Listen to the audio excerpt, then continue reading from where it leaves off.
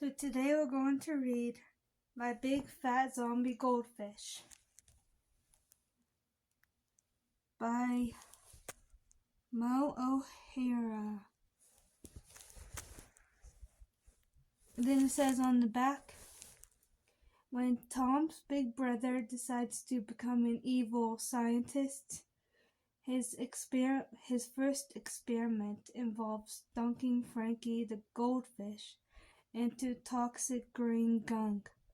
Tom knows that there is only one thing to do: zap the fish with the battery and bring him back to life.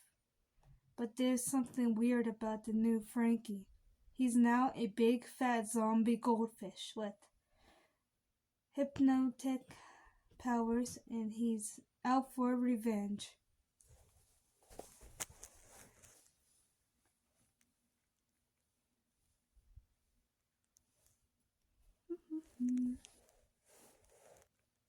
Okay.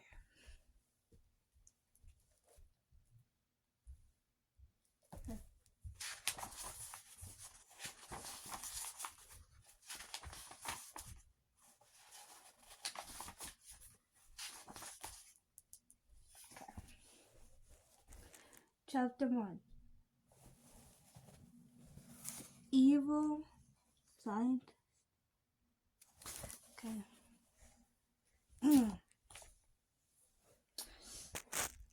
Yesterday, my big brother, Mark, turned into a real-life actual evil scientist. He always was mostly evil anyway. Knocking me down things or over things, locking me in things or out of things, squashing me under squashing me under things or between things. That kind of mostly evil stuff. But lately he's slid up the evil scale from mostly evil to nearly totally evil. It started with the way he talked. "Hey Tom," he shouted. "Remote, now." Mark spoke in short words, like his brain had shrunk or something. He grabbed the remote and kicked my foot away. "Moron," he mumbled.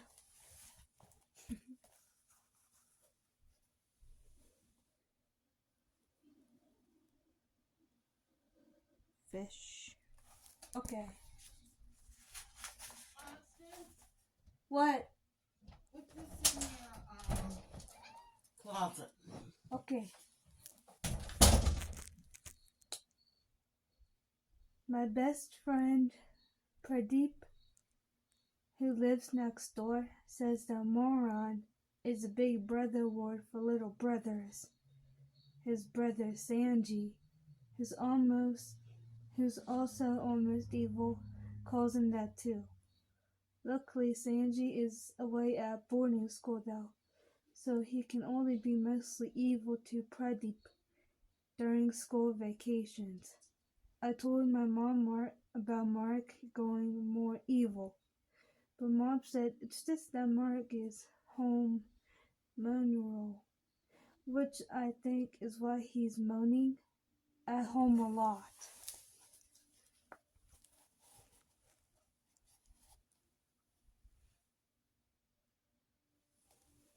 Okay. She said he can't help acting evil. Well, she didn't say evil exactly, but she should have. She said it's because he has lots of hormones racing around his body. Just when I thought Mark couldn't get worse, Granny and Granddad got him a chemistry set for his birthday. It came in a huge box with a big official writing on the front that read, "Warning, only for use by children over 12 years old, to be used solely under the supervision of adults." Okay. See the warning?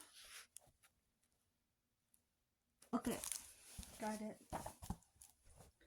While I was reading the box, Mark whacked my head from behind. "Don't touch this." "Got it," he said. I walked away, rubbing my head, mostly because it hurt, but also to get my head out of the way in case he decided to thwack me again.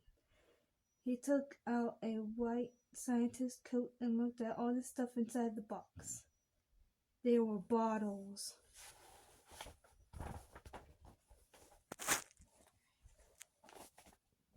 And test tubes and cups and little stirring things, all made of glass. Real breakable glass. Mom looked at the chemistry set and leaned over to me. "Maybe you shouldn't touch it, dear. It looks like an accident waiting to happen," she said. "Yeah, I've got a few minutes before that accident I'm gonna cause. I can't wait."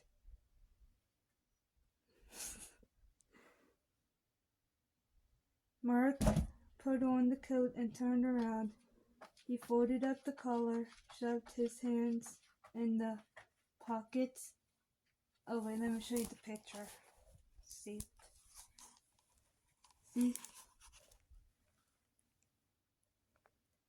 Okay.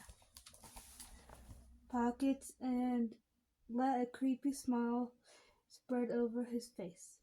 And you know that squirmy, prickly feeling you get when you let a millipede crawl on your arm? I had that feeling, but in my stomach. Mark had turned into an evil scientist. But I didn't know how evil he could be until he came home the next day with a goldfish.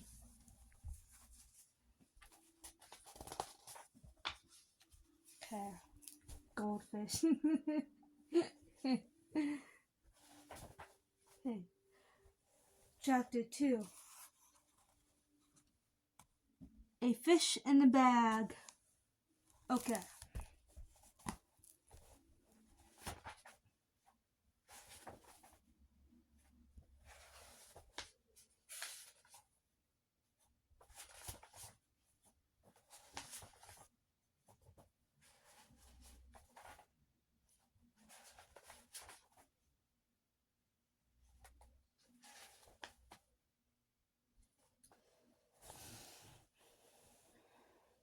Now, we had goldfish before.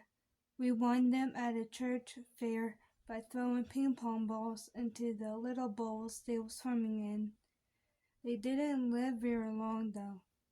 Mom said it was because the fish had all concussions from being hit on the head with ping pong balls. I had a concussion once when I was 4, after I accidentally ran into the front door that Mark accidentally slammed shut just as he accidentally yelled, "Run, Tom, run!" That was back when he was just mostly evil. I remember the doctor shining a tiny flashlight into my eyes and then asking me if I can name all the Teletubbies. I told her that Teletubbies were Quincy. I told her that Teletubbies were lame and then threw up on her shoes. Not to be evil, just because I had to, you know. She said I had a concussion and needed to stay in the hospital overnight so they could keep an eye on me. So the day after Mark got the chemistry set, he came home after school with a goldfish in a little plastic bag and headed straight upstairs. Mom, I followed her. "Did you get to a fair?" I asked. "Moron." He shot me a look as he pulled his earphones out from his ears. "It's from the pet shop for school, Science Week." "Why, do you need?" Mom started to ask.